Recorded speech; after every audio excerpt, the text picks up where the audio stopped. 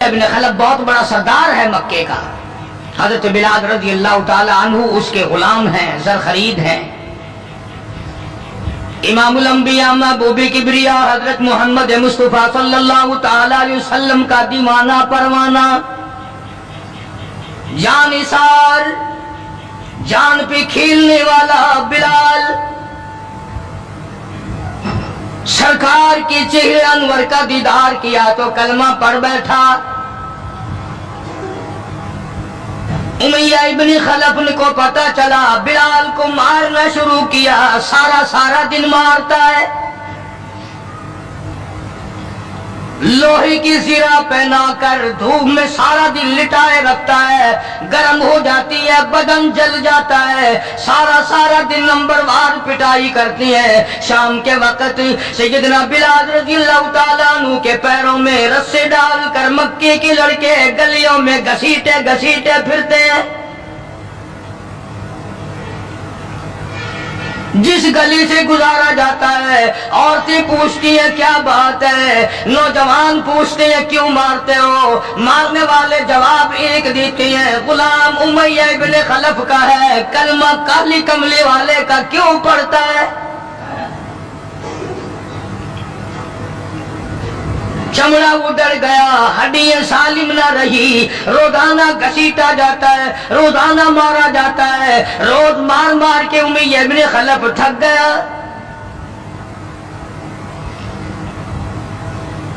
خود بھی دوسرے لوگ بھی امداد کو آتے ہیں کافر کی. سیدنا بلال رضی اللہ تعالیٰ عنہ کے گلے پہ پاؤں رکھ کر پورا بدن ڈال دیتا ہے. سینے پہ پتھر کی چٹان رکھتا ہے. کمر کے نیچے دہکتے ہوئے بھڑکتے ہوئے کولے اور شعلے ہیں. آگ بجھ جاتی ہے مگر بلال غریب کو چھوڑا نہیں جاتا. آج کوئی مار کھائے گا عورتوں کے پیچھے، کوئی زمین کے پیچھے، کوئی دولت کے پیچھے، کوئی مکان کی وجہ سے، کوئی دکان کی وجہ سے، کوئی کرسی کی وجہ سے، کوئی شہنشاہیت کی وجہ سے، کوئی وزارت کی وجہ سے، کوئی سفارت کی وجہ سے. بلال مار کھاتا ہے. قرآن کہتا ہے وَأُوذُوا فِي سَبِيلِي وَقَاتَلُوا وَقُتِلُوا لَأُكَفِّرَنَّ عَنْهُمْ. خدا کہتا ہے یہ وہ لوگ ہیں جنہوں نے مار کھائی میری راہ میں، میرے نام پہ مار کھائی، میری وجہ سے مار کھائی. زبان پر مصیبت آئی، جان پر مصیبت آئی، مالی تکلیف پہنچی، بھوک پیاس کی تکلیف اٹھائی. خدا فرماتے ہیں میرا بندہ تکلیف اٹھاتا ہے، میں سامنے کھڑا ہو کر دیکھتا ہوں. وَأُوذُوا فِي سَبِيلِي، اور میرے بندے میں تجھے دیکھ رہا ہوں، میرے نام پہ تجھے مار پڑ رہی ہے. جناب بلال حبشی رضی اللہ تعالیٰ عنہ کی ذات اقدس ہے. مار کے تھک گئے، اکتا گئے، سزا دے کر تھک گئے، مگر بلال اپنے ایمان میں، اپنے یقین میں، اپنی توحید میں، ختم المرسلین صلی اللہ علیہ وسلم کی رسالت میں کسی قسم کی ملاوٹ کرنے کو تیار نہیں. تمہیں تو آج اگر تھوڑا سا کوئی کہہ دے کہ اس سال کاروبار میں تجھے منافع اسی لیے تو نہیں ہوا کہ تو نے فلانے بابے کو نہیں مانا، فلانے بابے کی پوجا نہیں کی، فوراً کروٹ بدل جاتا ہے. چلو بھائی اب کے بابے کو ہی مانیں گے. یہ وہ بلال ہے جو کسی بابے کو نہیں مانتا، کسی قبر والے کو نہیں مانتا، جو کسی اونچے نیچے کو نہیں مانتا، کسی بڑھ کا پجاری نہیں، پیپل کا پجاری نہیں، کسی کھوہ کا پجاری نہیں، کسی جنڈی گھنڈی کا پجاری نہیں، کسی درخت کا پجاری نہیں، چاند سورج ستاروں اور پانی کا پجاری نہیں. وہ صرف ایک اس کائنات کے مالک کا پجاری ہے جو خداوند عالم کی ذات ہے. مار بھی کھاتا ہے. قریب سے جناب ابو بکر صدیق رضی اللہ تعالیٰ عنہ گزرے، مار پڑ رہی ہے، اس قدر مارا، گلے پہ پاؤں رکھ کر دبایا. ابو بکر صدیق رضی اللہ تعالیٰ عنہ فرماتے ہیں میری آنکھ نے دیکھا بلال کی ایک بالشت زبان باہر لٹکی ہوئی تھی.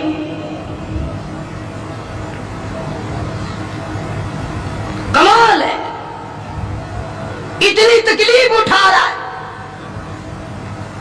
جب بھی ذرا سا پاؤں پرے کو ہٹایا سانس آیا فوراً آواز لگاتا ہے اللہ احد،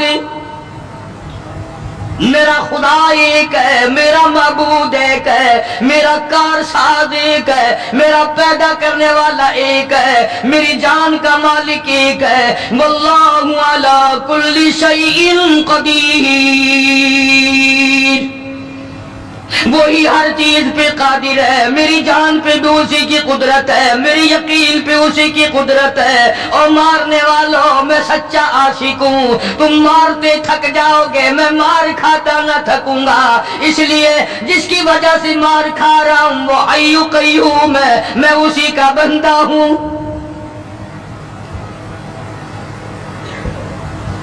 جناب ابو بکر صدیق رضی اللہ تعالیٰ عنہ نے گزرتے گزرتے کان میں بلال کے یوں کہہ دیا، آہستہ اللہ کا نام لے لے، تجھے بڑی سخت مار پڑ رہی ہے، اللہ کا آہستہ نام لے لے۔ جناب بلال رضی اللہ تعالیٰ عنہ فرماتے ہیں مجھے بڑا دکھ پہنچا، تکلیف ہوئی، اور یوں فرمایا ابو بکر اور اگر کوئی کہے تو کہے، تو نہ کہو یہ بات۔ انہوں نے کہا میں تیری تکلیف دیکھ کے کہہ رہا ہوں، تجھے صدمہ بڑا پہنچ رہا ہے، تجھے تکلیف بڑی پہنچ رہی ہے۔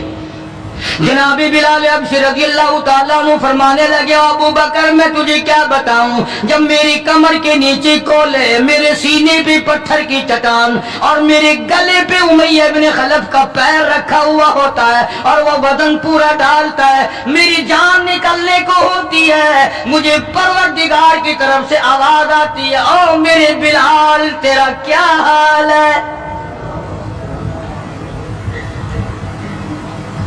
جب وہ ذات سامنے آئے میں کیسے آہستہ کہوں، اور میرا حال پوچھنے والا خدا ہو میں کیسے آہستہ اللہ کا نام لوں۔ بدنصیب قوم آج تو نہ آہستہ اللہ کا نام لیتے ہیں نہ زور سے اللہ کا نام لیتے ہیں، چھوڑ ہی دیا، نماز چھوڑ دی، قرآن کی تلاوت چھوڑ دی، اللہ اللہ کرنا چھوڑ دیا، مسجد میں آنا ہی چھوڑ دیا۔ یہی وجہ ہے کہ آج کافروں کا ڈنڈا ہے، مسلمانوں کے سر ہیں، پٹ رہے ہیں ساری دنیا میں۔ کون ہے مارنے والا مسلمان کو اگر ہم مسلمان ہوں؟ جناب ابو بکر صدیق رضی اللہ تعالیٰ عنہ نے یہ بات سنی تو حیران ہو گئے، بڑا عجیب طریقے سے مصیبتیں اٹھائیں، بڑی بڑی تکلیفیں جھیلیں، مار مار کے بلال حبشی کو تھک جاتا تھا۔ ایک دن سیدنا بلال رضی اللہ تعالیٰ عنہ کو اتنا مارا، حضرت بلال رضی اللہ تعالیٰ عنہ فرماتے ہیں مجھے یقین ہو چلا کہ آج میرا وقت آ گیا، آج میرا دم آخری ہے۔ اندازہ لگاؤ کمر کے نیچے دہکتے ہوئے کولے اور شولے، سینے پہ پتھر کی چٹان ہے اور کوڑے مار رہے ہیں، اور گلے پہ پاؤں رکھ کر کے بدن ڈال رکھا ہے۔ تھوڑا سا سانس آیا، بلال نے اپنے پروردگار سے التجا کر دی، کہتا اے خدا خالق کون و مکان، اے خدا اے سر قلب سر جہاں، اور میرے مولا زبان نہیں ہل سکتی، کیسے تیرا نام ادا کروں، لب حرکت کرنے سے عاجز آ گئے، زبان باہر نکل گئی، میں کس طرح تیرا نام لوں، دل میں تجھے پکارتا ہوں، کہتا او میرے مولا مجھے مار کی پرواہ نہیں، مجھے تکلیف کی پرواہ نہیں، میرا حال یہ بنا ہوا ہے جو تیری مرضی ہو وہ کر میرا حال، عشق میں ثابت قدم ہوگا بلال۔ اور میرے مولا مجھے اب اوپر اپنے اتنا یقین آ گیا، اب مجھے اپنے اوپر بھروسہ اتنا ہو گیا، جو تکلیف آئے پرواہ نہیں، میں تیرا نام چھوڑنے کو تیار نہیں۔ چاروں طرف کافر بیٹھے ہیں، حضرت بلال رضی اللہ تعالیٰ عنہ کی رگ رگ میں کانٹے چبھو رہے ہیں، طرح طرح کی ادائیں دے رہی ہیں. کہتا ہے ہر رگوں ریشوں میں کانٹے چبھ گئے، اور جس قدر ہو سکے ہے ادائیں دے مجھے، میں بے پرواہ ہوں اس بارے میں تکلیفوں سے تیرا نام چھوڑنے والا نہیں.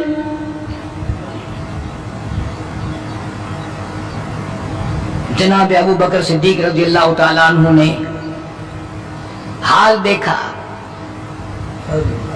آج کا دولت مند رات دن سوچتا ہے دوسرا کارخانہ کس طرح سے لگاؤں، کاہے کا لگاؤں، کہاں لگاؤں، دوسری فیکٹری کہاں لگاؤں، دوسرا کاروبار کس طرح پہ بڑھاؤں.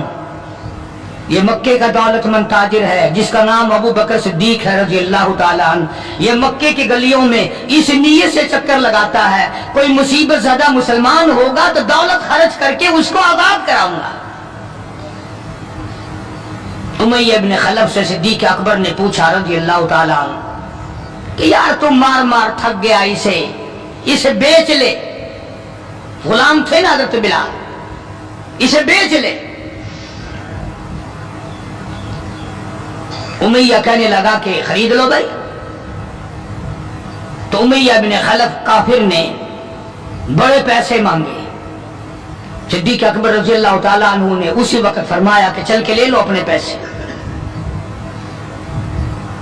امیہ جو مکے کا سردار تھا کہنے لگا ابو بکر میں تو تجھے بڑا عقل مند سردار اور ہوشیار تاجر سمجھتا تھا، آج پتا چلا تجھے تو عقل ہی نہیں.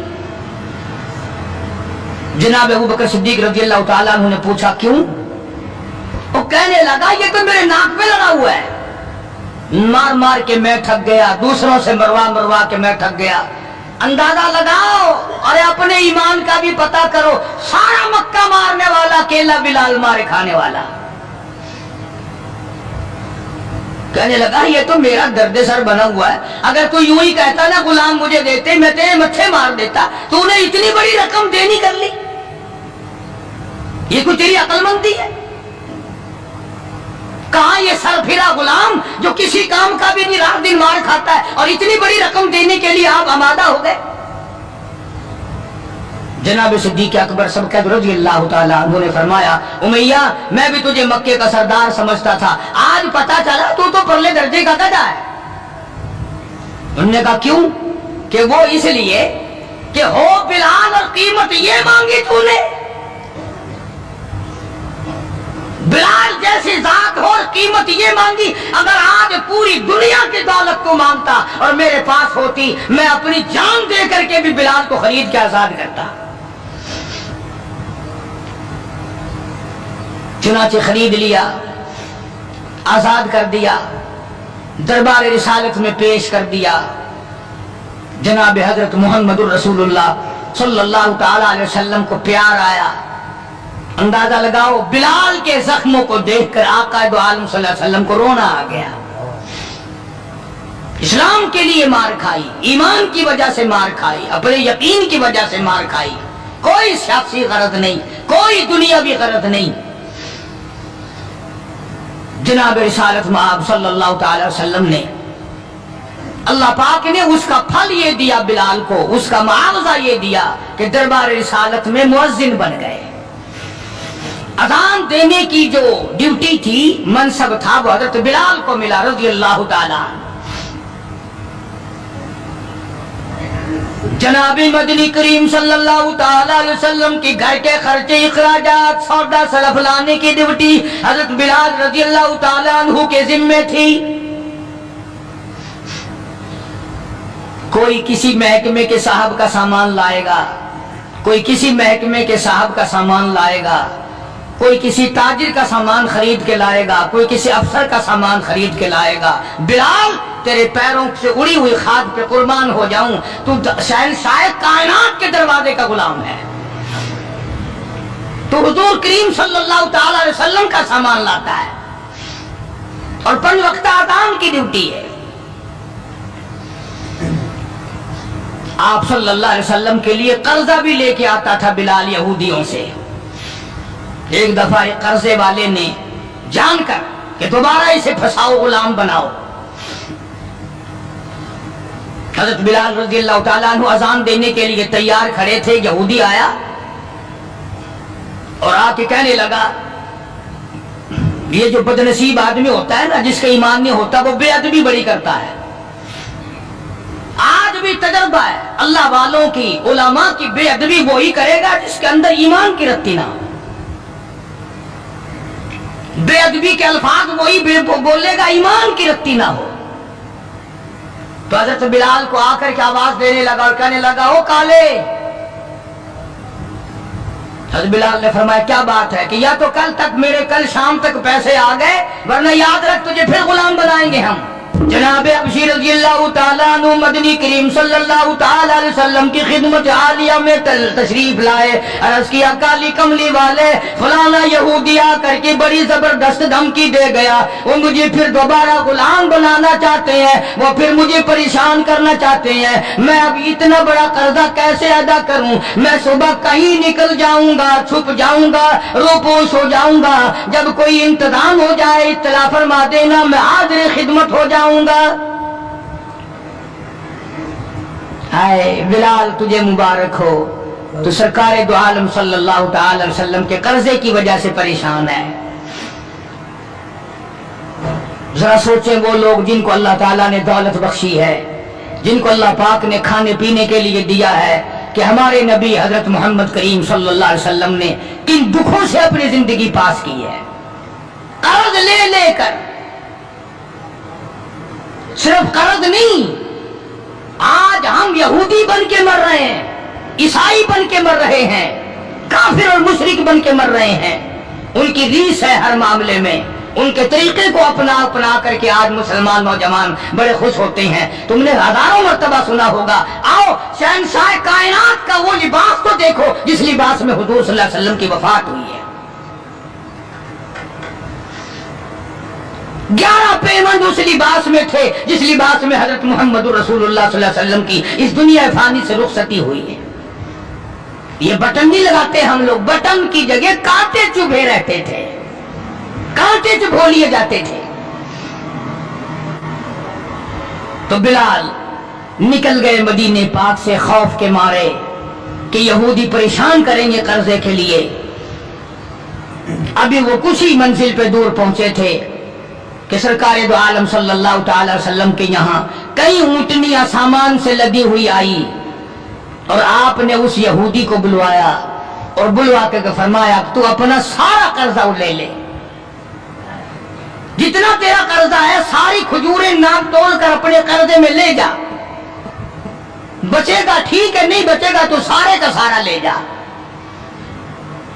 اللہ غنی، نبی کی ذات کو تو دیکھو، کبھی تو یہ حال ہے کہ قرضہ لے رہے ہیں اور قرضے کی وجہ سے پریشان ہیں، اور خود حضرت بلال رضی اللہ تعالیٰ عنہ بھی پریشان ہے۔ اور اب یہاں یہ حال ہے کہ جس صحابی نے کھجوریں اٹھا کر ناپ کر ڈھیر میں سے تول کر دی ہیں، اس کا سارا قرضہ اتر گیا، اور صحابی کہتا ہے کہ میری آنکھ دیکھ رہی تھی، ایسا معلوم ہوتا تھا کہ سارے کھجوروں کے ڈھیر میں سے ایک دانہ بھی کم نہیں ہوا، ایک دانہ بھی کم نہیں ہوا۔ بے شمار واقعات ہیں اس قسم کے۔ مدینہ پاک میں اللہ پاک سب کو زیارت نصیب فرمائے مدینہ پاک کی۔ صحابی ہے حضور صلی اللہ علیہ وسلم کا، اس کا باپ فوت ہو گیا، قرضہ تھا باپ کے ذمے، اس نے سارے سیزن کی کھجوریں اکٹھی کی اور ڈھیر لگا کر سرکار دو عالم صلی اللہ علیہ وسلم کی خدمت عالیہ میں آیا کہ جی فلاں آدمی کا میرے ابا کے ذمے قرض ہے، وہ آپ کھڑے ہو کر اتار دیں، اپنے سامنے وہ قرضہ اتروا دیں، ساری کھجوریں میں نے سنبھال کے رکھی ہیں، بچوں کو ایک دانہ نہیں دیا میں نے۔ کیسے لوگ تھے جو باپ کے قرضے کا فکر کرتے تھے، اب تو الحمدللہ اپنے قرضے کا فکر میں، اگر میں مر گیا تو کون دے گا، بلکہ خوش ہیں، قرضہ مار کے مر جانے پہ لوگ خوش ہیں۔ حالانکہ قرضہ ایسی چیز ہے کہ حضور کریم صلی اللہ تعالی علیہ وسلم نے جب تک یہ پوچھ نہ لیا कभी भी किसी का जनाजा नहीं पढ़ाया जब तक ये पूछ न लिया कि इसके जिम्मे किसी का कर्जा तो नहीं।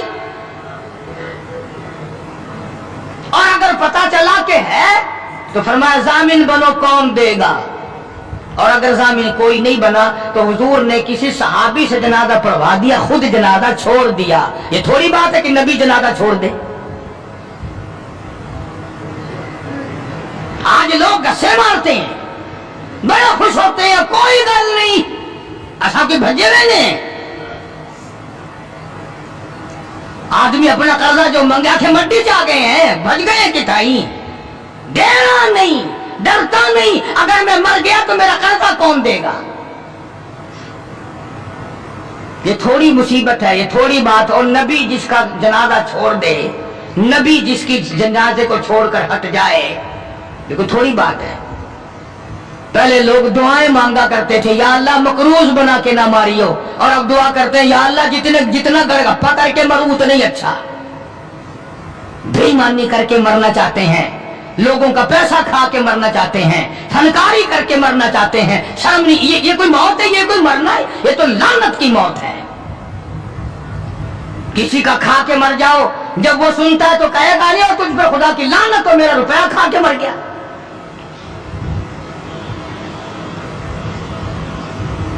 पहले जमाने में दस्तूर था, जनाजा पढ़ने से पहले मरने वाले का बेटा, भतीजा, भाई, वारिस खड़े होकर ऐलान किया करता था कि भाई जिसका लेना देना हो वो हमारे पास आए, देना होगा हम चुकाएंगे, जिसने देना हो वो हमें दे। ऐलान हुआ करते थे कि जो कर्जा मांगने वाला हो वो हमारे पास आए, हम कर्जा देंगे। अब कर्जे का ऐलान तो है नहीं, अब तो ये ऐलान होता है कि फला तारीख को आना, तुम्हें छोले डालकर चावल खिलाएंगे, कोई खानी होगी। कर्जा कौन उतारे? और अगर कोई आ भी जाए मांगने लगा जी तुसा जानो ऐसा कोई जामिन लगे, ऐसा कोई ठेका चाहे, हमने कोई जमानत उठाई है तुम्हारी। मदीने का सहाबी हुजूर करीम सल्लल्लाहु ताला अलैहि वसल्लम की खिदमत आलिया में आया, मेरे अब्बा के जिम्मे कर्ज है, मेरी गैरत गवारा नहीं करती, मेरी तबीयत गवारा नहीं करती, मेरा मिजाज गवारा नहीं करता, मैं बेटा दुनिया में मौजूद हूँ, मेरा अब्बा कब्र में मकरूज पड़ा हो। मदनी करीम सल्लल्लाहु ताला अलैहि वसल्लम ने फरमाया सारी खजूरें इकट्ठी कर ली, घर में कितनी रखी है? बच्चों के लिए कितना रखा है खाने के लिए? इन्होंने कहा घर में कि जी हाँ, अल्लाह और उसके रसूल का नाम रखा हुआ है, सारी खजूरें मैंने यहां इकट्ठी कर रखी हैं। आखिरत का फिक्र इन लोगों को था। सरकार मदीना सल्लल्लाहु ताला अलैहि वसल्लम ने फरमाया उसे बुला, कर्ज लेने वाले को मैं तेरी सिफारिश करके आधा इस साल ले लेगा, आधा अगले साल ले लेगा, आधी खजूरें बच्चों के लिए रख ले। सहाबी रोने लगा, कहने लगा मैं ऐसी खजूरें अपने बच्चों को खिलाने को तैयार नहीं, हम बैठ के खजूरें खाएं, मेरा अब्बा कब्र में मकरूज पड़ा हो, हम ऐसी खजूरें खाने को तैयार नहीं। अर्ज कर दिया हुजूर करीम सल्लल्लाहु अलैहि वसल्लम की खिदमत आलिया में कि एक दाना में घर ले जाने को तैयार नहीं, कर्जा उतारिए। बस हुजूर सल्लल्लाहु अलैहि वसल्लम ने दुआ फरमा दी और आपने अपने सामने खजूरों का नापना शुरू किया। उस कर्ज लेने वाले का सारा कर्जा उतर गया। सहाबी कहता है मेरी आंखें देख रही थी और मुझे ये तसल्ली हो रही थी कि पूरे ढेर में से एक दाना भी कम नहीं हुआ, सारा कर्जा चुक गया, सारा कर्जा उतर गया, मगर एक दाना कम ना हो। जिस वक्त मदनी करीम सल्लल्लाहु ताला अलैहि वसल्लम के जिम्मे जो कर्जा था बिलाल के हाथ का लिया हुआ, वो सारा कर्जा उतर गया। रहमत कायनात सल्लल्लाहु अलैहि वसल्लम ने हजरत बिलाल को फिर बुलवा लिया, फरमाया बेशक बेपरवाह हो जा, अल्लाह ने सारा कर्जा तेरे मेरे सर से उतार दिया। भूख की मुसीबत भी देखी, प्यास की मुसीबत भी देखी, और इतना जबरदस्त इश्क था कि जब मदीने पाक में अजान देता था تو جب اشہدو ان محمد رسول اللہ کہتا تو حضور کریم صلی اللہ علیہ وسلم کی طرف اشارہ کرتا تھا کہ میں ان کی رسالت کی گواہی دے رہا ہوں۔ مدنی کریم صلی اللہ تعالی علیہ وسلم کی جب وفات شریف ہوئی، بلال ان نوجوانوں میں تھا جو ٹکرے مار رہے تھے، بے ہوش پڑے تھے۔ کہاں جاؤں، کسے دیکھ کے اپنا گزارا کروں، کس کا دیدار کروں، کس کو اپنا آقا مولا بناؤں؟ کون میرے سینے پہ ہاتھ رکھ کے پوچھے گا بلال تیرا کیا حال ہے؟ کون پوچھے گا مجھ سے؟ اور حضور صلی اللہ علیہ وسلم کی وفات شریف کے بعد جب مسند کو خالی دیکھتا اور جب اذان دیتا، اشارہ کرتا، حضور نظر نہ آتے، بے ہوش ہو کر گر پڑتا تھا۔ انہیں محبت تھی، انہیں لگن تھی، انہیں سوز و گداز تھا، انہیں عشق تھا، ان کے دلوں میں اللہ تبارک و تعالیٰ نے جناب رسول اکرم صلی اللہ علیہ وسلم کی محبت کی مہر لگا رکھی تھی۔ آج ہمارے دلوں پہ مہر مال کی ہے، دولت کی ہے، پیسوں کی ہے، دنیا کی ہے، کرسی کی ہے، اقتدار کی ہے، سرکار کی محبت کی مہر نہیں ہے۔ اگر وہ ہوتی تو آج ہمارا خدا جانے کیا حال بنتا۔ اس لیے قرآن کریم نے ان لوگوں کی تعریف کی، فرمایا الذین آمنوا وہاجروا وجاہدوا فی سبیل اللہ، بے شک وہ لوگ جنہوں نے اللہ کے نام پہ ہجرت کی، اللہ کے نام پر ایمان لائے، اسی کے نام پہ ہجرت کی اور جہاد کیا میری راہ میں، بِأَمْوَالِهِمْ وَأَنفُسِهِمْ، مال قربانی کی، جان کی قربانی دی۔ اللہ کہتا ہے اولئک اعظم درجۃ عند اللہ، یہی ہے وہ لوگ جن کے بہت بڑے درجے بلند ہیں میرے یہاں۔ میں خدا کے نزدیک ان کے درجے بڑے ہیں، میں خدا کے نزدیک ان کے مقام بڑے اونچے ہیں، میں پروردگار عالم کے نزدیک ان لوگوں کے مقامات بڑے اونچے ہیں، اور خدا جن کو اونچا کہے وہ کتنے اونچے ہوں گے۔ اور دونوں شہادتیں اللہ پاک کی قرآن میں ہے حضرات صحابہ کرام کے بارے میں۔ تمہارا اس طرف دھیان نہیں، تمہیں تو صرف تھوڑی سی کوئی انگلی لگا دے، دیکھو جی فلانے نے فلانے کا حق مار لیا تھا، دیکھو نا جی ہے برا ہوا نا جی، اوہو تم بھی فیصلہ کر جج بن جاتے ہو، تم بھی فیصلہ کرنے والے بن جاتے ہو۔ ٹھیک ہے یار، صحابہ کے درجے تو بڑے ہیں، مگر یہ بات تو نہیں چاہیے تھی انہیں۔ تجھے کیا پتا ہے؟ تجھے اپنے ایمان کا تو پتہ نہیں، تو صحابہ کرام کے ایمان کا پتہ کرتا ہے۔ ساری عمر گوں کھاتے گزر گئی، حرام کا پیشاب پیتے گزر گئی، ہم صحابہ کرام کے فیصلے کریں گے؟ اور فیصلہ کرنے والے ہم، اور فیصلہ نبی کے یاروں کا، نبی کے دیوانوں کا، نبی کے پروانوں کا۔ خدا گواہ ہے، خدا کہتا ہے بِأَمْوَالِهِمْ وَأَنفُسِهِمْ کہ ان لوگوں نے مال بھی قربان کیا، جان بھی میرے اوپر قربان کر دی۔ خدا گواہ ہے، رسول گواہ ہے، قرآن گواہ ہے۔ تم صحابہ کرام میں ایک کروڑ عیب نکالو، کوئی صحابہ کے درجے کو نقصان نہیں پہنچا سکتا۔ 1500 سال پہلے کی باتیں کرنے کے لیے بڑے ہوشیار ہو، آج کل کی باتیں کوئی نہیں کرتا۔ کیسے کریں؟ انشاءاللہ شام جیل میں ہوگی۔ آج کل کی باتیں کرو نا، کس محکمے میں کیا ہو رہا ہے، کس جگہ کیا ہو رہا ہے، کیا کر رہے ہیں وزراء، کیا کر رہے ہیں سفراء، کیا کر رہے ہیں بڑے بڑے افسر، ان کی بات نہیں کرتے، رسالے چھاپے پھرتے ہیں صحابہ کرام کے نام پر۔ میں تمہیں ایک بات کہتا ہوں، آج بڑا بد نصیب ہے وہ آدمی اور بڑا بدبخت ہے وہ آدمی، اور میں تو آگے بڑھ کر کہوں گا بڑا لعنتی ہے وہ آدمی جو محمد صلی اللہ علیہ وسلم کے یاروں کا شکوہ کرے، گلا کرے حضور کے یاروں کا، ان یاروں کا جو حضور کے آڑے وقت میں کام آئے، جنہوں نے حضور صلی اللہ علیہ وسلم کے ساتھ ہو کر اپنے پیٹ پہ پتھر باندھے اور فاقے کاٹے، مصائب جھیلے، پیاسے مرے، بھوکے رہے، ان کا گلا کرتے ہو۔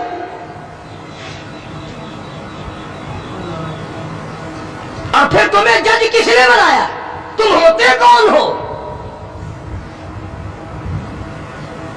تم کون ہو محمد صلی اللہ علیہ وسلم کے یاروں کا فیصلہ کرنے والے؟ وہ خدا کے بندے تھے، خدا ان کا گواہ ہے، نبی ان کے گواہ ہیں، قرآن ان کی تعریف کرتا ہے۔ فرمایا ان الذین آمنوا وہاجروا وجاہدوا فی سبیل اللہ، ایمان لائے، ہجرت کی، جہاد کیا نہ۔ بدر میں تو وہ لڑے، احد میں انہوں نے قربانیاں دی، حنین میں وہ لڑے، خندق میں وہ لڑے، تبوک میں انہوں نے قربانیاں دی، یرموک میں انہوں نے قربانیاں دی۔ ایک ایک صحابی ایسا ہے، حضرت خالد بن ولید رضی اللہ تعالیٰ عنہ نے 125 جنگ لڑے ہیں، اور اسلام کے نام پر جنگیں تو انہوں نے لڑی، اور تم کرسیوں پہ بیٹھ کر میز پہ رسالے رکھ کر فیصلے تم کرتے ہو، تم ہو کون؟ یہ تو منافقوں کی اولاد کر سکتی ہے، یہ تو یہودیوں کی اولاد کر سکتی ہے، یہ تو عیسائیوں کی اولاد کر سکتی ہے، مسلمان کا تو ہم ایسا نہیں کر سکتا۔ کبھی حضور صلی اللہ علیہ وسلم کے گھر کا گلا، کبھی حضور صلی اللہ علیہ وسلم کے دوستوں کا اور آپ کے جانثاروں کا گلا، کوئی بھی کرے مجھے اس سے کوئی بحث نہیں۔ بہرحال ہم ان کو اپنا نہیں جانتے، اور جو نبی کے یاروں کے نہیں وہ ہمارے نہیں، ہاں وہ ملک کے نہیں، وہ قوم کے وفادار نہیں ہو سکتے، وہ ملت کے وفادار، اور جو نبی کے دروازے کا وفادار نہیں وہ تیرا وفادار کب ہوگا؟ یہاں تو غلامی کرنے والوں نے سب کچھ کمایا ہے، ہاں سب کچھ کمایا غلامی کرنے والوں نے۔ اللہ غنی، ان کی پیٹھ گواہ ہے کہ انہوں نے اسلام کے لیے کیا کیا، ان کے کمر پہ کوڑوں کے نشانات گواہ ہیں کہ انہوں نے اسلام اور ایمان کے لیے کیا کیا۔ سیدنا بلال سب قید رضی اللہ تعالیٰ وفات شریف کے بعد مدینے میں رہ نہ سکے، منبر خالی میرے سے دیکھا نہیں جاتا، دمشق چلے گئے، وہاں جا کر اپنی اللہ اللہ کی۔ ایک دن خواب میں حضور کریم صلی اللہ علیہ وسلم کی زیارت ہوئی، آپ نے فرمایا ما جفانی یا بلال، اور بلال یہ کیا غضب کر رہے ہو، مدینے سے دور چلے گئے، ملنے بھی نہیں آتے۔ اندازہ لگا اس کا درجہ کتنا بلند ہوگا، اس کے دل میں نبی کا عشق کتنا ہوگا، اس کے دل میں نبی کی محبت کتنی ہوگی، جس کو کالی کملی والے فرمائے تو مجھے ملنے کیوں نہیں آتا۔ ما جفانی یا بلال، او بلال یہ کیا ظلم کر بیٹھے، اتنے دور چلے گئے، ملنے بھی کیوں نہیں آتے۔ بلال اسی وقت اٹھا، سواری لی، تیز رفتار سواری پہ سوار ہو کر مدینے پاک پہنچا۔ سیدنا بلال کو دیکھ کر مدینے میں کوہرام مچ گیا، نبی کا مؤذن آ گیا، کالی کملی والے کے دربار کا غلام آ گیا۔ سارے لوگ چاروں طرف جمع ہو گئے، حسنین کریمین رضی اللہ تعالیٰ عنہما کو جا کے ملے، بلا کے لائے، فاطمۃ الزہرا کے لخت جگر بیٹو، علی مرتضیٰ کے شیر جوانوں، تمہاری بات نہیں موڑیں گے، ذرا اذان کی فرمائش کرو، اذان تو دے دے، نبی کے زمانے کی، بلال آئے ہوئے۔ جناب بلال حبشی رضی اللہ تعالیٰ عنہ نے مدینے کی مسجد میں، مسجد نبوی میں کھڑے ہو کر جب اذان شروع کی، مدینے میں کوہرام مچ گیا، عورت مرد باہر نکل آئے، چلو نبی کے اذان زمانے کی اذان آئی ہے، چلو شاید دیدار ہو جائے۔ نبی کے زمانے کی اذان آئی ہے، تم بھی چل کر کے دیدار کرو، زیارت کرو۔ کوہرام مچ گیا مدینے میں۔ بلال ایک دو روز قیام کرنے کے بعد پھر واپس چلے گئے، دمشق میں ہی وصال ہوا۔ उन जवानों में मकाम है सहाबा किराम में से हजरत बिलाल रजी अल्लाह ताला अन्हु का, जिन्होंने महज अपने ईमान और कलमा तय्यबा ला इलाहा इल्लल्लाह मुहम्मदुर रसूलुल्लाह सल्लल्लाहु अलैहि वसल्लम की वजह से मार खाई। उन्होंने चोरी करके मार नहीं खाई, डाका मार के मार नहीं खाई, कत्ल करके मार नहीं खाई, किसी खूबसूरत लड़की के पीछे मार नहीं खाई, दुकान मकान के पीछे मार नहीं खाई, बल्कि खुदा कहता है वऊदू फी सबीली, और ये वो लोग हैं जिन्होंने मेरे नाम पे मार खाई है, जिन्होंने मेरी वजह से मार खाई है। अर्ज करने का मकसद ये, लोगों के कहने में मत आया करो। ये जो फिरते हैं ना किताबें लिए हुए, इस किताब में ये लिखा है, इस किताब में, उसको कह दिया करो कि इनको आग लगा दो, किताब उन किताबों को आग लगा दो जिन किताबों में नबी के दीवानों का गिला हो, शिकवा हो, दुश्मनी हो। ये देखो कुरान सारा गवाह। न तुम्हारे ला कॉलेज के शागिर्द पास हैं और नबी के शागिर्द फेल हैं। तुम्हारी यूनिवर्सिटियों के स्टूडेंट पास हैं और मदीना यूनिवर्सिटी के शागिर्द फेल है। अकल है खोपड़ी में। और आज के प्रोफेसरों के शागिर्द पास और इमाम अल-अंबिया के शागिर्द फेल। आज रूस और अमेरिका के मानने वाले, अपने इस्म पर जान देने वाले लोग पक्के और नबी के दीवाने कच्चे। तुम्हें बताया किसने है? ये वो लोग हैं जिन्होंने 23 बरस तक हुजूर सल्लल्लाहु अलैहि वसल्लम के पीछे नमाजें पढ़ी। खुदा की कसम, जब तुम बीमार पड़ोगे ज्यादा से ज्यादा बेटी पूछने आएगी। ये वो लोग थे जब बीमार पड़ते थे पूछने के लिए इमाम अल-अंबिया तशरीफ लाते थे, इनके दुख दर्द में शरीक थे हुजूर। हाँ, ग़ज़वा खंदक के मौके पर खंदक खोदते खोदते बहुत बड़ा पत्थर निकल आया जो सहाबे किराम से टूटता ना था। हुजूर को आके अर्ज किया सल्लल्लाहु अलैहि वसल्लम, या रसूलल्लाह वो पत्थर नहीं टूटता। आपने ये नहीं फरमाया मैं दुआ करूंगा, फरमाया लाओ मुझे को डाल दो। मारा है नबूवत के हाथों ने, पत्थर के टुकड़े टुकड़े कर दिए। और उसके बाद हजारों सहाबा किराम गवाह हैं कि सहाबा मिट्टी पत्थर खोदते थे, टोकरी में भरते थे और रहमत कायनात सल्लल्लाहु अलैहि वसल्लम अपने सर मुबारक पे उठा उठा कर ले जाते थे। और जिन्होंने मिलकर खाने खाए हों, जिन्होंने मिलकर अल्लाह के दीन के झंडा बुलंद करने के लिए मार खाई हो, उनसे अच्छा कौन हो सकता है? उनसे बड़ा कौन हो सकता है? दीन में भी बड़े वो, आखिरत में भी बड़े वो, क़यामत में भी बड़े वो। और कौसर के पानी के गिलास सहाबा किराम के हाथों से मिलेंगे। इसलिए मैंने एक जवान सहाबी का जिक्र कर दिया ताकि हमारे दिलों में उन हजरात की मोहब्बत हो और उन हजरात से अकीदत हो। हम कितने बदनसीब हैं। ये सारी बड़ी मस्जिद बैठी, अगर मैं पूछ लूं तो इंशाअल्लाह नफी में जवाब मिलेगा। बमै मेरे, अगर मैं पूछ लूं कि सारे साल में कभी किसी ने हजरत बिलाल को इसाले सवाब करने के लिए 4 आने खर्च किए? वो दाता दरबार में तो देग पकाने के लिए पैसे तुम्हारे पास हैं? चूल्हे चमारों को खिलाने के लिए तुम्हारे पास हैं, बेनमाजों को राजी करने के लिए तुम्हारे पास पैसे हैं, डॉक्टरों को और अफसरों को घी के पीपे देने के लिए तुम्हारे पास पैसे हैं। इतना बड़ा नबी का दीवाना परवाना कोई आदमी कसम नहीं खा सकता कि सारी जिंदगी में 1 रुपया भी हजरत बिलाल के इसाले सवाब के लिए किसी ने खर्च किया हो। ये तो हमारी मोहब्बत है, ये तो हम नबी के गुलामों के गुलाम बने फिरते हैं।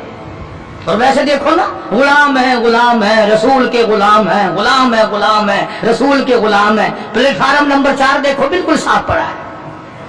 मैं इसी दौलत की, इसी माल की तख्तियां बनाकर जहन्नुम में गरम कर करके पीठ पे, पसलियों पे, पेशानियों पे दाग दिया जाएगा।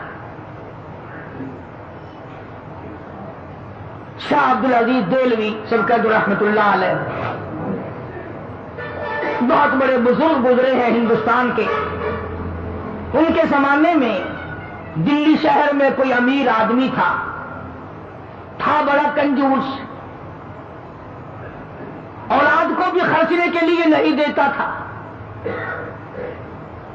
दुनिया में लोग असल में रही 2 किस्म के गए, या कंजूस या फिर फजूल खर्च। दरमियाना रवि लोगों ने छोड़ दी कि ना कंजूसी हो और ना इतना उड़ाओ कि कल को गाड़ी के नीचे लाइन पे सर रखना पड़े। कई लोग मर जाते हैं कि देना है कहां से दे, चलो मियां सर उड़ा दो अपना खैर कर ला, क्या इतना खर्च करते हो? تو حضرت شاہ صاحب کے زمانے میں آدمی تھا، کنجوس تھا، بیٹے کو خرچنے کے لیے نہیں دیتا تھا. آخر مرتے تو لوگ اس زمانے میں بھی تھے، فانی ہے جان سارا، موت آ گئی. بیٹے نے غصے میں آ کر وہ جو اشرفیوں کا تھیلا تھا ابا کے ساتھ قبر میں رکھ دیا. میرا زندگی میں تم نے ہم کو خرچنے کے لیے نہیں دیا، دفع ہو جاؤ، اپنی دولت ساتھ لے جاؤ، اب ہم بھی تمہاری دولت کو نہیں لیتے، ساتھ ہی لے جاؤ. چڑ گیا بیچارہ بیٹا، وہ ٹھیلا بھر کے اشرفیوں کا قبر میں ساتھ رکھ دیا. مولانا تھانوی رحمۃ اللہ علیہ نے لکھا ہے کہ کئی دنوں کے بعد بیٹا اور زیادہ تنگ ہو گیا، غریب حالت تھی. ایک دن رات کو لیٹے لیٹے دل میں خیال آیا تو باپ نے تو دیا ہی نہیں خرچ کرنے کے لیے، تو نے کون سی عقل مندی کی ہے جو ٹھیلا بھر کے وہاں رکھ دیا؟ اب تو کام آ جاتا نا، اب تو خرچ کر لیتا، خام قبر میں رکھا ہے. تو خود ہی دل میں آیا کہ قبر میں سے کون سا کوئی نکال کے لے گیا، اب نکالنا. تو خود ہی پروگرام بنایا، رات کا وقت تھا، کسی اٹھائی اور جا کے قبر کھود لی ابا کی.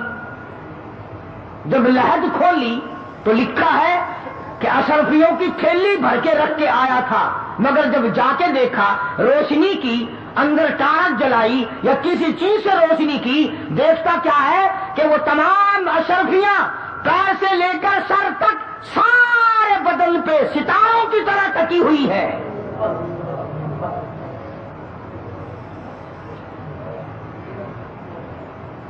ایک ایک ایک ایک کر کے تمام آنکھوں پہ، ناک پہ، زبان پہ، ہاتھ پہ، سینے پہ، چھاتی پہ، سارے بدن پہ ایک ایک کر کے لگی ہوئی ہے. تو وہ کہتا ہے کہ میں نے ایک اشرفی اتارنے کے لیے یہ 2 انگلیاں لگائی. کہتا بس اتنی آگ لگی، بڑی مشکل سے قبر پوری کی، چھوڑ کے آ گیا. ساری رات دہی میں انگلیوں کو ڈبویا، دواؤں میں رکھا، مگر چین نہیں پڑتی تھی. ایک دن گزرا، دوسرا دن گزرا، بڑے دم درود کرائے، بڑی دوائیں کی. اب بتاؤں شرم کے مارے کسی کو نہ ابا کا یہ حال ہے.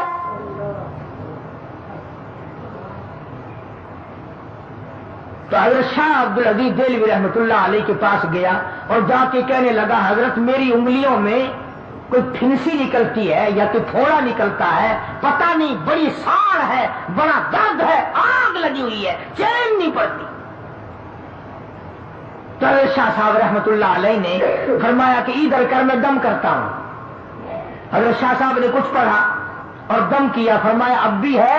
کہنے لگا جی اسی طرح سے ہے. پھر شاہ صاحب نے پڑھا اور پھر دم کیا، پھر پوچھا کہ اب بتا، کہنے لگا جی اسی طرح سے ہے.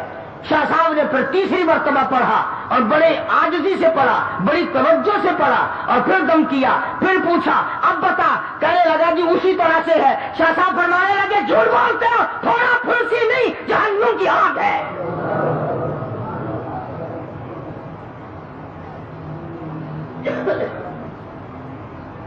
تھوڑے پھنسی کا درد نہیں ہے، آج جہنم کی آگ ہے، نہیں بجھے گی.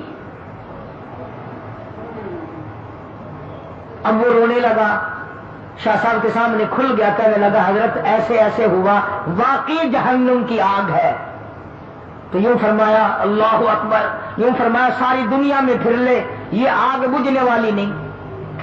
سمندر کے پانی سے نہ بجھے گی، دریا کے پانی سے نہیں بجھے گی، نہروں ندیوں نالوں کے پانی سے نہیں بجھے گی، کنووں کے پانی سے نہیں بجھے گی، دواؤں سے نہیں بجھے گی، کسی چیز سے نہیں بجھے گی. حضرت شاہ صاحب فرمانے لگے جا مسجد میں چلا جا، وضو کر، 2 رکعت نماز ادا کر، اس کے بعد اللہ کی حضور میں بیٹھ کے رو لے، اور جو آنکھوں سے آنسو نکلے وہ یہاں مل لینا، آنسوؤں سے جہنم کی آگ بجھ جاتی ہے.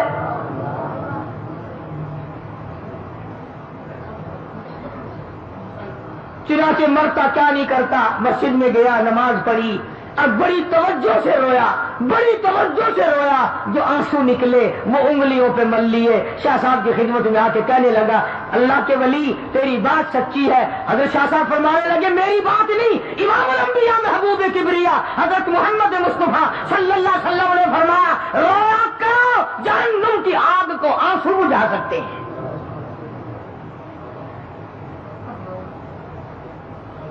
اور آج ہمیں وہ رونا ہی نہیں آتا.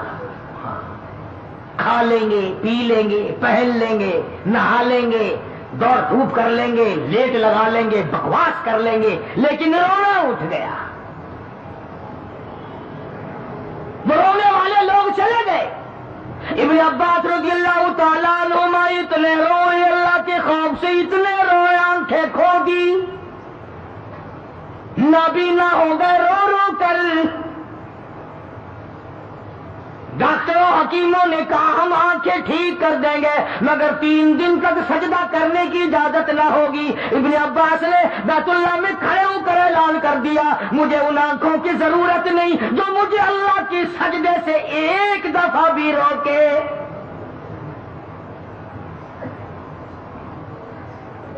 ٹھوکریں کھانا منظور ہے، سجدے سے میں نہیں رک سکتا.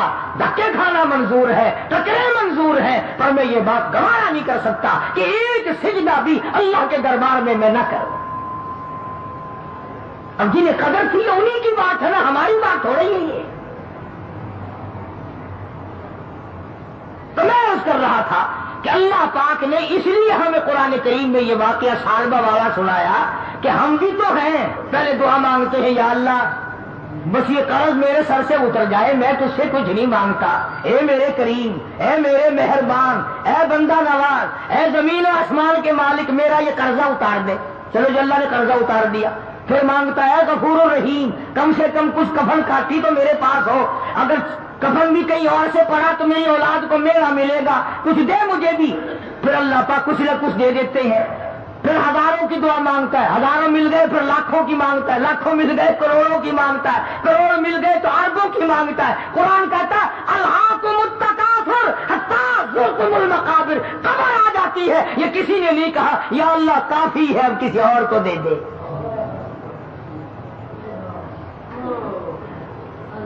یوں کوئی نہیں کہتا کہ یا اللہ مجھے کافی ہے. کوئی ایسا بھی ہوگا کہ جس کی بچوں پر روٹی نہیں ہوگی تو اس پر کریمی کر دے.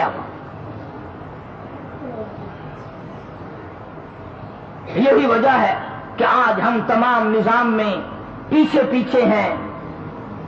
بندوں پہ تو کیا صدقہ کریں گے. لگے ہاتھوں بات عرض کر رہا ہوں، تم تو اپنی مارو گے نا، میں نے اپنی مارنی ہے. جو میری سمجھ میں آئے گی میں تو وہی کہوں گا.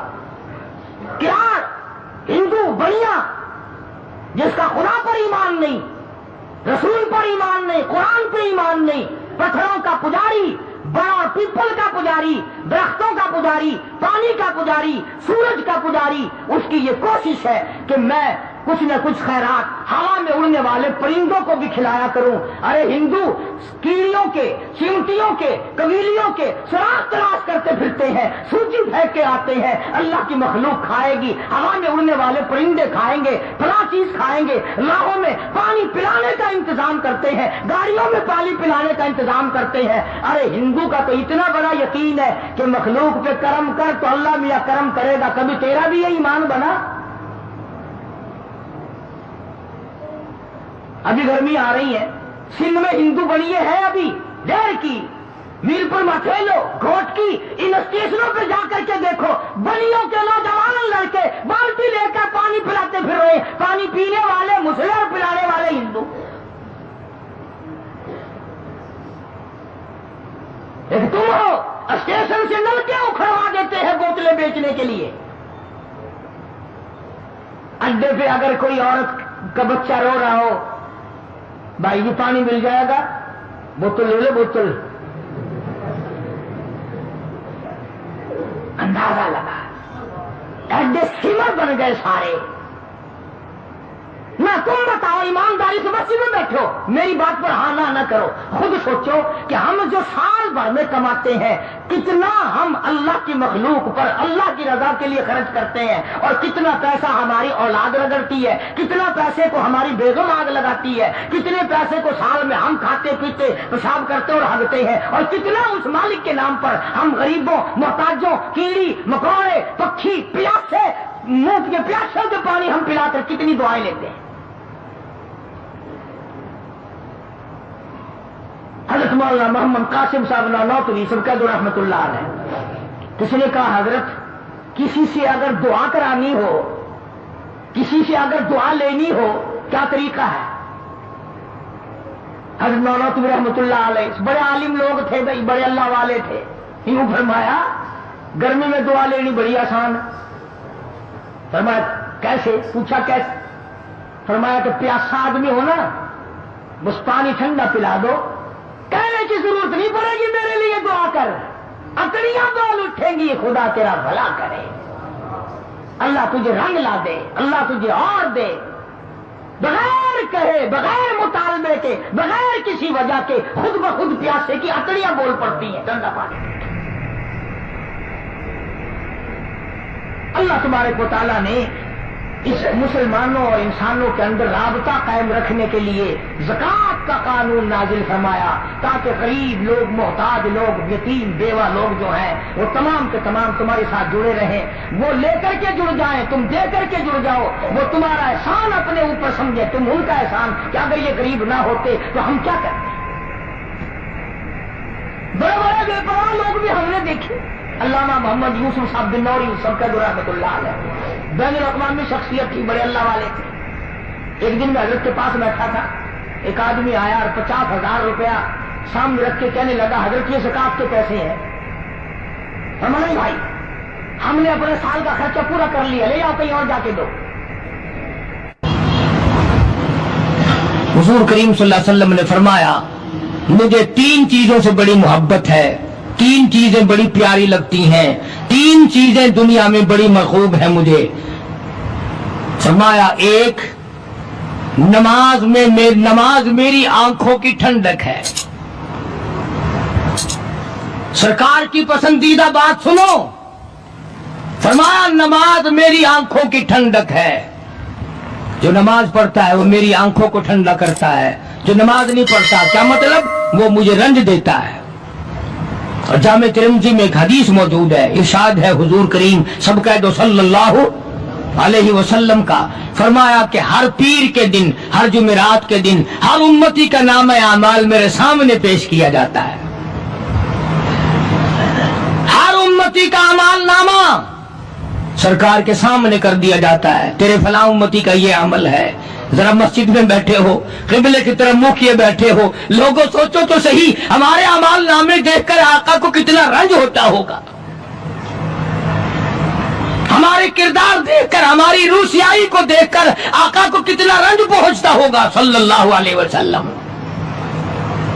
ارے ہم نے حضور کی ذات اقدس کو رنج پہنچایا، پریشانی پہنچائی، تکلیف پہنچائی، پرواہ نہیں کرتے نمازوں کی، نوجوان بھی، بوڑھے بھی، حج کر کے بھی نماز پڑھتے لوگ، اور اب تو ویسے بھی دانا بینا لوگ ہیں۔ تو آپ نے ارشاد فرمایا کہ میری آنکھوں کی ٹھنڈک نماز میں ہے، 3 چیزیں مجھے پیاری ہے پوری دنیا میں، 3 چیزیں پسندیدہ ہے میری۔ سب سے پہلی فرمایا نماز میری آنکھوں کی ٹھنڈک ہے، قرۃ عینی فی الصلاۃ او کما قال النبی صلی اللہ علیہ وسلم۔ فرمایا جس امتی کا یہ دل کرے کہ میں نبی کی آنکھ ٹھنڈی ہو، اسے چاہیے کہ نماز پابندی سے پڑھے۔ دوسرا فرمایا وفادار عورت مجھے بڑی پسند ہے، حضور کریم صلی اللہ علیہ وسلم نے فرمایا وفادار عورت، ہائے ہائے ہماری ماؤں سے زیادہ وفادار کون ہوں گی؟ جناب عائشہ صدیقہ رضی اللہ تعالیٰ عنہ فرماتی ہیں کالی کملی والے کے گھر میں 3 مہینے چولہے میں آگ نہیں جلتی تھی۔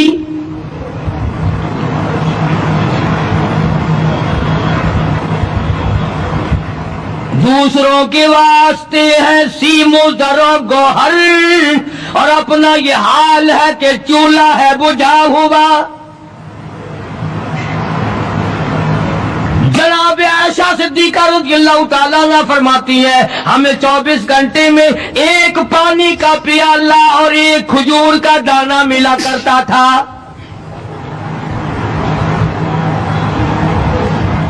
کبھی اپنی ماہوں کی خوراک تو دیکھو، خرچہ تو دیکھو، اور اگلی بات سنو تو حیران ہو جاؤ۔ جناب عائشہ صدیقہ رضی اللہ تعالیٰ عنہ فرماتی ہیں اس پیالے اور کھجور کی قدر بھی تب ہوئی جب وہ بھی نہ ملی. پیسوں کو برباد کرنے والوں، بے قدری کرنے والوں، ذرا سوچو تو صحیح کہ کیا گھر ہے محمد عربی سب کہہ دو صلی اللہ علیہ وسلم کا. اسی گھر سے خیر و برکت ملی صحابہ کرام کو، لیکن دنیا نہ تھی، بلڈنگ نہ تھی، کوٹھی نہ تھی، بنگلہ نہ تھا، چہل پہل نہ تھی. اچھا ایک بات اور آج یاد کر کے لے جاؤ، یہ تو مجبوری ہوئی نا، یہ تو ایک مجبوری ہوئی، پریشانی ہوئی، محتاجی ہوئی کہ پانی کا ایک پیالہ اور ایک کھجور کا دانہ ملتا تھا. اور اگلی بات سنو تو حیران ہو جاؤ، مجبوری اور چیز ہے، اختیار سے کرنا اور چیز ہے. جناب فاروق اعظم رضی اللہ تعالیٰ عنہ کی حکومت ہے.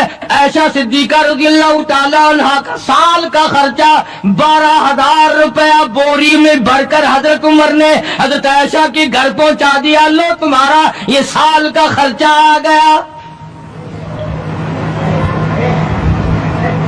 سال کا خرچہ حضرت عمر رضی اللہ تعالیٰ عنہ نے جناب عائشہ صدیقہ رضی اللہ تعالیٰ عنہ کے پاس بھیجا. اتنا بڑا بورا بھر کر آیا. اللہ غنی، بجائے خوش ہونے کے، بجائے مچلنے کے، بجائے فخر کرنے کے، اپنی خادمہ سے فرمانے لگی، حضرت عائشہ خادمہ سے فرمانے لگی میں نے تو اپنے محبوب صلی اللہ علیہ وسلم کے پیٹ پہ پتھر دیکھے، میں نے تو کالی کملی والے کو فاقے کرتے دیکھا. خادمہ سے فرمانے لگی اس بوری کے میرے درمیان میں کپڑا لٹکا دے، میری آنکھ دیکھنا گوارا نہیں کرتی، میری آنکھ دیکھنا بھی گوارا نہیں کرتی. اس نے کپڑا لٹکا دیا. اس کے بعد خادمہ سے فرمانے لگی مدینے میں اعلان کراؤ جس کو خیرات چاہیے وہ عائشہ کے دروازے سے آ کے لے جائے رضی اللہ تعالیٰ عنہ. سارے مدینے میں اعلان ہو گیا خیرات لینے والے آ جاؤ. ایک اور بات تھی اس وقت میں، ضرورت مند جاتا تھا، یہ نہیں کہ ٹیبک میں ہزاروں روپیہ پڑا ہوا پھر بھی مانگ کے کھانا ہے، جیب میں ہزاروں روپیہ پھر بھی مانگنا ہے، پلے سے نہیں کھانا. کہ جتنے بھیک مانگے ہیں نا بھیک مانگنے والے، 1 کروڑ روپیہ دے دو انشاءاللہ شام کو پھر بھی مانگے گا. اس کے مقدر میں بھیک مانگنا ہے. اسے فرمانے لگی کچھ نہیں ہے. وہ خادمہ کہنے لگی کچھ نہیں ہے. اب وہ خادمہ کہنے لگی کہ اگر 1 ٹکے کا گوشت منگوا لیتی تو تم بھی اپنا روزہ کھول لیتی، گوشت سے میں بھی کھا لیتی. کیا جواب دیا اما عائشہ صدیقہ رضی اللہ تعالیٰ عنہ نے؟ فرمانے لگی اب تانا دینے سے کیا فائدہ، تو نے اس وقت یاد کیوں نہیں دلایا.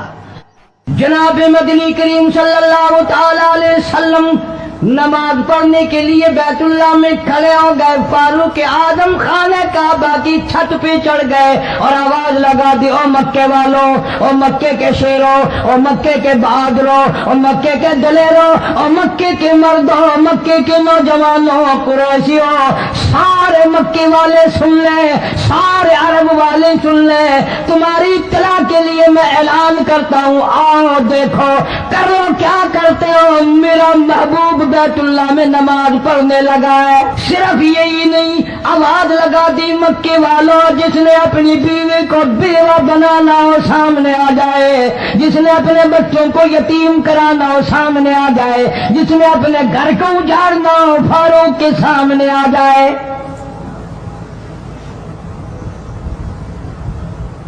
وہ کتنا بڑا جوان ہوگا جس کے آنے سے نبی نے بیت اللہ میں نماز ادا فرمائی. بیت اللہ میں نماز ہوئی، خانہ کعبہ میں نماز ہوئی. کتنا بڑا منصف، کتنے بڑے عدل کا مالک. بیت المقدس کو فتح کرنے کے لیے لڑائی نہیں کرنی پڑی، انصاف کام آ گیا. آگے بڑھ کر چابیاں حوالے کر دی بھائیوں نے.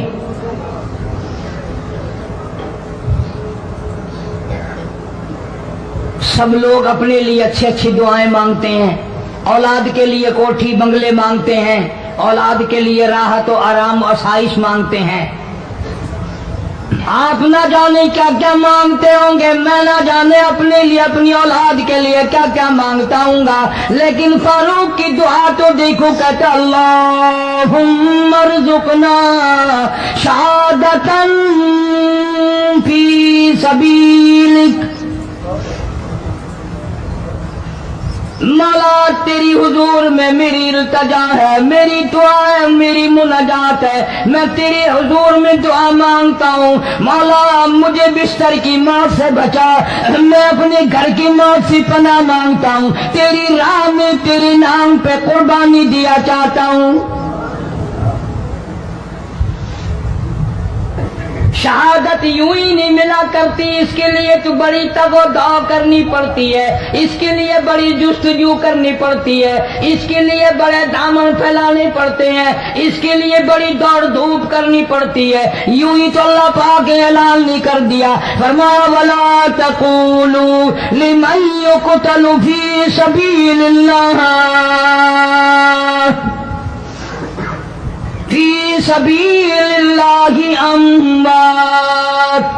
अल्लाह फरमाते हैं, लोगों जो मेरे नाम पे सर कटा दे, मेरे नाम पे मर जाए, मेरा काम करता करता मर जाए, मेरा कुरान पढ़ता पढ़ता मर जाए, मेरी नमाज का सजदा करता करता मर जाए, मेरा नाम लेता लेता मर जाए, अल्लाह फरमाते हैं मेरे यहाँ उसका इतना बड़ा मर्तबा है, तुम दुनिया में रहने वालों को, फरिश्तों को इजाजत नहीं कि ऐसे मरने वाले को मुर्दा ना कहें।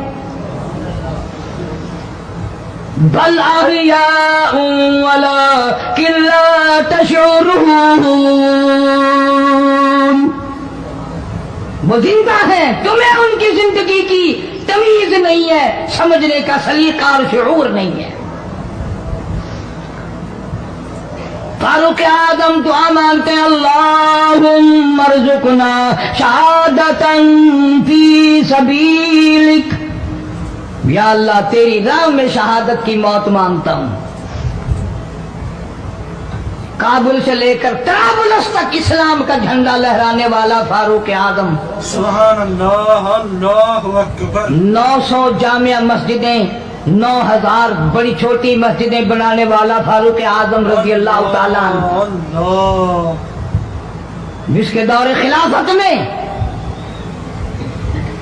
इस्लाम को इतनी तरक्की मिली, इस्लाम को इतना उरूज मिला, और वो बात पूरी करके दिखाई जो काली कमली वाले सल्लल्लाहु अलैहि वसल्लम ने दुआ मांगी थी कि फारूक को अगर ईमान मिल जाए तो तेरे इस्लाम को शान मिल जाएगी, शौकत मिल जाएगी, अजमत मिल जाएगी।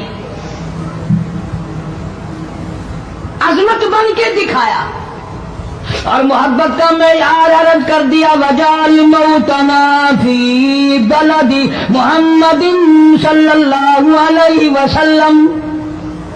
मौला ओ मेरे परवरदिगार, मदीने की मौत अता फरमा, यार के शहर की मौत अता फरमा। अल्लाह मियां ने जवाब दिया, मेरे फारूक मैं तेरे दिल की धड़कनों से वाकिफ हूं, तेरी दुआ के सिर्फ अल्फाज नहीं।